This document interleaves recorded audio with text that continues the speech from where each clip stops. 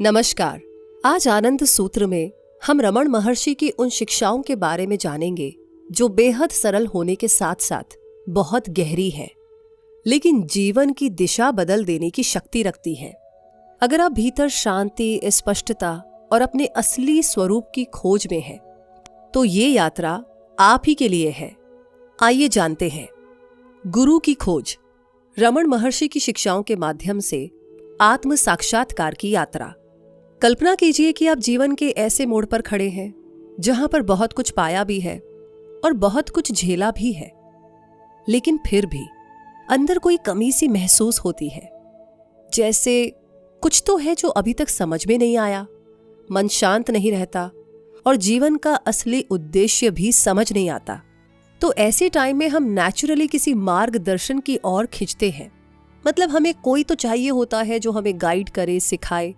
जैसे नए काम के लिए टीचर की जरूरत होती है, बीमारी में डॉक्टर की, उसी तरह जब सवाल अपने असली स्वरूप मैं कौन हूं, अगर ये हो तो कोई इनर गाइडेंस यानी आंतरिक मार्गदर्शन चाहिए।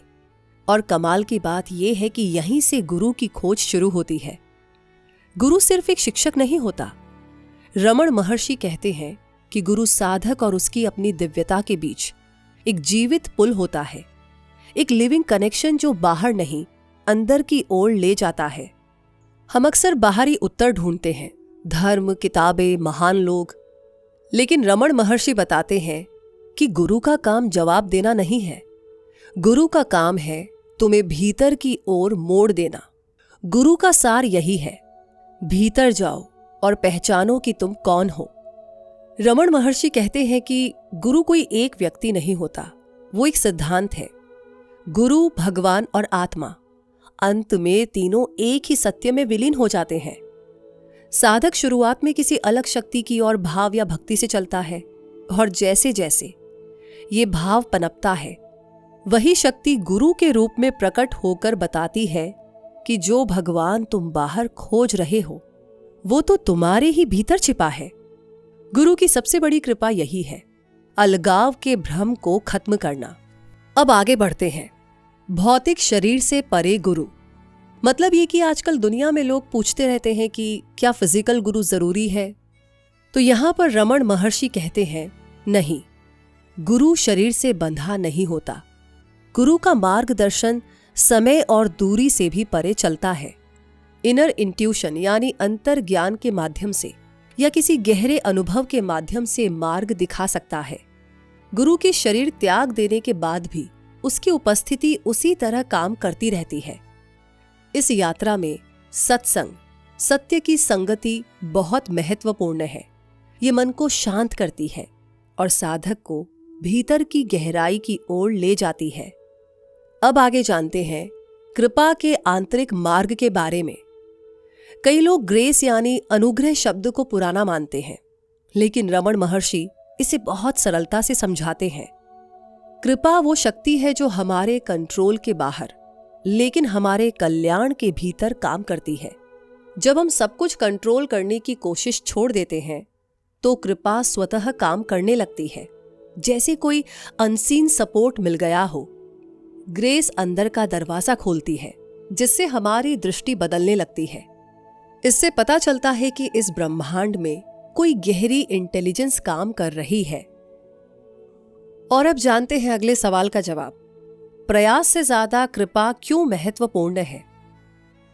तो बात ऐसी है कि हम सब सीखते आए हैं कि मेहनत से ही सब कुछ मिलता है, लेकिन आध्यात्मिक मार्ग थोड़ा अलग है। ध्यान, पढ़ाई, भक्ति सब सहायक है, पर असली ब्रेक थ्रू आता है कृपा से। और ये कृपा कोई बाहर की चीज नहीं है, ये आपकी अपनी ही शांति है, जो कि मन शांत होने पर प्रकट होती है। मन को शांत करना ही पहला कदम है, समर्पण, भक्ति या सेल्फ इंक्वायरी से। जब हमारा मन शांत होता है तो ग्रेस यानी कि कृपा अपने आप बहती है, बहुत ही स्वाभाविक रूप से। और जहां तक इस सवाल की बात है कि गुरु की खोज कैसे होती है, तो इसका जवाब है, कई लोग अपनी जर्नी तब शुरू करते हैं जब जीवन बहुत ही उलझा हुआ लगता है, मन बिखरा हुआ हो और कोई परम शक्ति का सहारा चाहिए होता है। हम प्रार्थना करते हैं, उत्तर ढूंढते हैं, क्लैरिटी चाहते हैं, और मानते हैं कि भगवान कहीं बाहर है।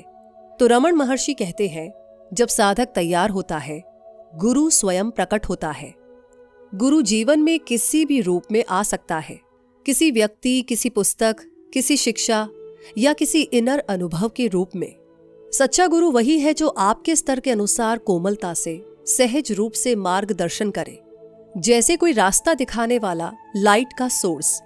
और जहां तक जागृत गुरु के प्रभाव की बात है, तो जागृत गुरु का प्रभाव सिर्फ उसके निकट रहने वालों तक ही सीमित नहीं होता। उसकी उपस्थिति उन सभी को छूती है जो किसी न किसी रूप में उसकी ऊर्जा, उसकी शिक्षा या उसके मौन प्रकाश से जुड़े हों। और आज के समय में तो ये प्रभाव और भी व्यापक हो गया है। ऐसी आत्माएं लाखों लोगों की चेतना को अपलिफ्ट कर सकती हैं। और इसी के साथ गुरु के सबसे बड़े उपहार की बात की जाए तो गुरु का सबसे बड़ा उपहार है द्वंद्व, यानी डुअलिटी के इल्यूजन को खत्म करना। मतलब ये है कि अलगाव के भ्रम को मिटा देना। आज की दुनिया में जहां हर तरफ विभाजन, लेबल और संघर्ष है, ये शिक्षा बहुत जरूरी है। रमण महर्षि कहते हैं, गुरु की कृपा बाघ के जबड़े जैसी है। एक बार रिसीव कर ली तो मुक्ति तो निश्चित है। मार्ग कभी कभी कठिन भी लगता है, क्योंकि गुरु अहंकार को चुनौती देता है और गलत धारणाएं तोड़ता है और मन को उसके कंफर्ट जोन से बाहर लाता है। पर यह सब आपकी भलाई के लिए है, आपको आपके ही असली स्वरूप तक ले जाने के लिए है। निष्कर्ष ये निकलता है कि आध्यात्मिक यात्रा हर व्यक्ति की अलग होती है, लेकिन इसका मूल एक ही है, अपने असली स्वरूप को पहचानना। रमण महर्षि की शिक्षाएं आज भी उतनी ही प्रासंगिक है जितनी पहले थीं। चाहे आप क्लैरिटी खोज रहे हो, जीवन की कठिनाइयों से गुजर रहे हो या भीतर कोई गहरा कनेक्शन महसूस करना चाहते हो, गुरु का मार्गदर्शन आपकी राह रोशन कर सकता है। संभव है कि गुरु पहले से ही आपके जीवन में मौजूद हो, किसी पुस्तक, किसी प्रेरणा, किसी इंसाइट या किसी अदृश्य शक्ति के रूप में, या शायद ये संदेश आपको उनके आगमन के लिए तैयार कर रहा है। यात्रा की शुरुआत सिर्फ एक चीज से होती है, ओपननेस, यानी खुलेपन से। अगर इस बातचीत ने आपके अंदर थोड़ी सी भी शांति या क्लैरिटी जगाई हो, तो इसे अपने दिल में संभाल कर रखें। हम जल्दी ही फिर मिलेंगे एक नई रोशनी, एक नई समझ और एक नई यात्रा के साथ। और अगर आप चाहें कि इस यात्रा में और भी लोग हमसे जुड़े, तो इस वीडियो को उनके साथ जरूर शेयर करें।